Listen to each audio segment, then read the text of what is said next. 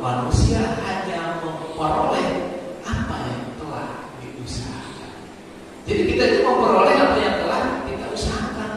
Kalau kita tidak berusaha, kita tidak memperoleh. Setuju pastinya kan?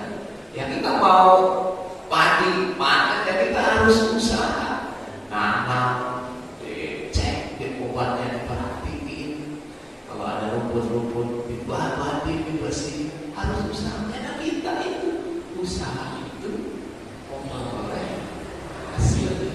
Jadi kita itu memperoleh dari apa yang telah diusahakan. Wa nasa'yahu sawfa yura, dan sesungguhnya usaha itu kelak akan diperlihatkan. Nah, setiap usaha itu akan diperlihatkan kepada kita. Ya, jadi kalau memang kita ingin mengubah hasil, artinya kita harus berusaha. Ya, karena usaha itu nanti akan ada hasilnya. Kemudian apa lagi? Aksi yang dikerjakan tiap hari dengan cara taat kita kepada Allah dan taat kepada Rasulullah, karena kita ingin mendapatkan rahmat dari Allah Subhanahu wa Ta'ala. Ya, jadi kalau bukti kita rahmat, apa di dalam rahmat itu? Kita mendapatkan nilai pahala yang pertama. Yang kedua, kita mendapatkan pertolongan dari Allah. Yang ketiga, kita mendapatkan tuntunan. Dan yang keempat, kita mendapatkan perlindungan dari Allah. Nah, kita penting ini mendapatkan rahmat dari Allah, karena ini kita dapat pahala, ya. Tapi sebagai catatan amal kita, kemudian kita ingin mendapatkan pertolongan dari Allah, ingin mendapatkan tuntunan dan perlindungan. Ya, jadi kita harus taat kepada Allah. Ya, dalilnya di dalam surat Al-Imran ayat 132, wa atii'ullaha wa rasulahu la'allakum turhamun. Dan taatlah kepada Allah dan Rasul agar kamu diberi rahmat. Jadi yang membuat kita dapat rahmat dari Allah karena ketaatan kita. Dan taat itu harus diusahakan, ya, harus dikerjakan. Ya, taatlah kepada Allah dan taatlah kepada Rasul, dan ikutilah ulul amri. Nah, di sini di dalam surat An-Nisa 59, wahai orang-orang yang beriman, taatilah Allah dan taatilah Rasulullah dan ulul amri. Jadi ulul amri ini yang megang kekuasaan di sini. Jadi kalau di sini ada Pak RT, Pak RW, lurah, ya, camat, bupati, gubernur, ya, presiden, ulul amri itu, ya. Jadi suruh taat, ya, di antara kamu. Kemudian jika kamu berbeda pendapat tentang sesuatu, maka kembalikanlah kepada Allah dan Rasul. Jadi kembalikanlah kepada Al-Quran dan Sunnah. Dan jika kamu beriman kepada Allah dan hari kemudian, yang demikian itu lebih utama bagimu dan lebih baik kita. Ya, kita akan taat kepada Allah, ya, kita taat kepada Al-Quran, taat kepada Rasulullah, pada hadis, taat pada ulul amri, aturan-aturan kekuasaan. Ya, aturan RT apa nih? Aturan RW, ya, kadus, jika ada kadus, ya, aturan camat, bupati, gubernur, presiden, aturan-aturan itu jika bertentangan, ya, aturannya nggak sesuai dengan syariat Islam, kembalikan, cek, ya, kembalikan kepada Allah dan ikutin Al-Quran. Ini Al-Qurannya ada 114 surat. Ya, kembalikan kepada bertentangan dengan Al-Quran, bertentangan dengan hadis. Kalau bertentangan, kembalikan kepada Allah dan Rasulullah. Alhamdulillah kita, ya, mayoritas Muslim. Jadi aturan-aturan yang bertentangan langsung nggak nunggu lama lagi, langsung didebat, ya, langsung ditolak. Nah, karena kita banyak yang menghafal Al-Quran, menghafal hadis. Ya, memang ada perintah dari Allah, ya, dalam surat An-Nisa. Ya, kemudian contoh nilai value, ya, dengan cara menjalankan visi-misi dan dengan ikhlas. Ya, dalam perjalanan hidup ini membutuhkan sabar, tawakal, dan syukur. Nah, dalam kehidupan ini membutuhkan cuma 3: sabar, tawakal, dan syukur. Nilai kita, ya, untuk menjalankan dan visi, misi, aksi adalah ikhlas. Ikhlas karena Allah. Di dalam surat Al-An'am ayat 162, Kul inna sholati wa nusuki wa mahyaya wa mamati lillahi rabbil alamin. Kul katakan, inna sholati sesungguhnya sholatku, wa nusuki ibadahku, wa mahyaya hidupku, wa mamati matiku lillahi rabbil alamin. Ya, hanya untuk Allah Tuhan seluruh alam. Jadi sholat kita adalah lillah, ibadah kita adalah lillahi rabbil alamin, hidup kita lillahi rabbil alamin, mati kita. Ya, jadi memang tujuan kita lillahi rabbil alamin, karena Allah. Sholat dan zikir karena Allah. Ya, lawan dari ikhlas apa? Riya dan sum'ah. Riya ingin dipuji. Ya, sholat ini kelihatan supaya disanjung, jauhkan.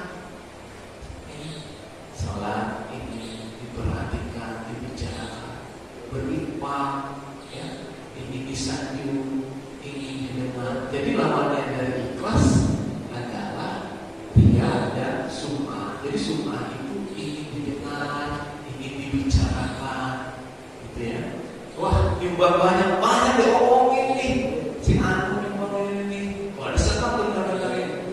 Nah, itu memang yang berat sum'ah. Kalau riya mana bisa, ya. Dan ini ikhlas juga harus diusahakan, ya. Kita berbuat ikhlas tidak cukup sekali.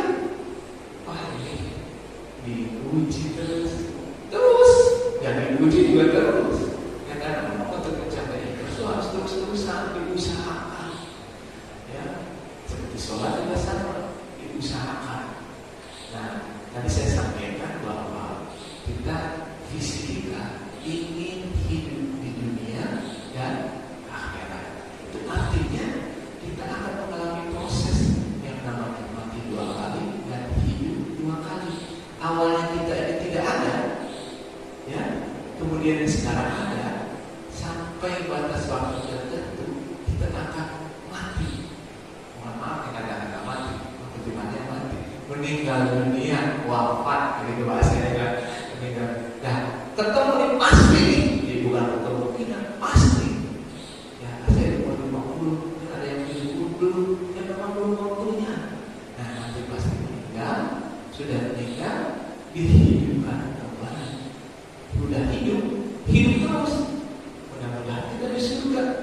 Nah, permanen, gak ada namanya mati lagi. Kalau di neraka disiksa terus, gak mati-mati.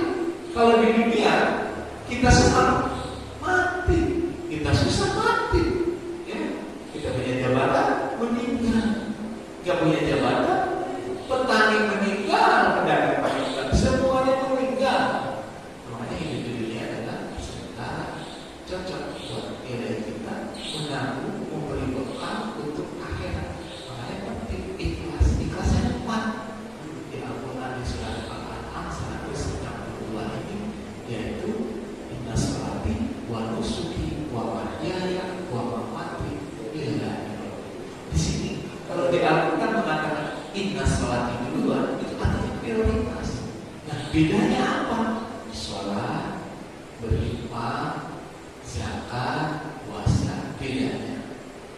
Kalau zakat, puasa, memberi, berinfak, nanti kita Nabi Muhammad SAW mendapatkan perintah dari Allah lewat malaikat Jibril, lewat wahyu. Tetapi kalau sholat adalah peristiwa Isra Mi'raj, itu langsung dari Allah pada Nabi kita Nabi Muhammad SAW. Itu yang membedakan. Berarti kalau perintah langsung dari Allah, malaikat gak lewat malaikat Nabi, berarti super urgent, super penting. Ya, karena di dalam sholat itu semua amalan lengkap. Kalau di dalam tasawuf itu ada yang namanya syariat, tarekat, hakikat, makrifat. Nah, syariat, ibadah syariat, ya, yang pertama itu kembali kepada 3: taubat, ya, takwa, istiqomah. Nah, taubat, ciri orang taubat, benar-benar kelihatan taubat, dia mesti sholat. Ya, sholat kan? Gak taubat itu sholat kan? Ibadah itu takwa, takwa juga harus sholat. Ini orang takwa nggak sholat, ya, termasuk takwa. Ya, kemudian istiqomah, masa istiqomah sholat kan? Nggak lengkap, itu penting. Ya, jadi amal syariat untuk membaguskan anggota tubuh kita. Taubat, yang bukti kita taubat adalah sholat, bukti kita takwa adalah sholat, bukti kita istiqomah juga sholat. Kemudian udah beres amalan syariat, kita ada amalan pemerintah membaguskan kaum kita. Ada 3 unsur, ada 3 penting di sini. Yang pertama adalah ikhlas, yang kedua jujur, yang ketiga adalah iman. Ikhlas semata-mata karena Allah. Nah, sholat itu memang semata-mata karena Allah. Ya. Di dalam Islam itu ada yang namanya iman, ada yang namanya Islam, ada yang namanya ihsan. Nah, ihsan itu kita seakan-akan seolah-olah melihat Allah. Memang niatnya kita melihat Allah seakan-akan, dan memang kita tidak bisa melihat Allah, tapi Allah melihat kita. Nah, itu buktinya sholat. Nah, kita sholat Allahu Akbar. Nah, kita merasa melihat Allah, diperhatikan oleh Allah. Ya. Kemudian dari ikhlas, kejujuran sama, sholat jujur. Kita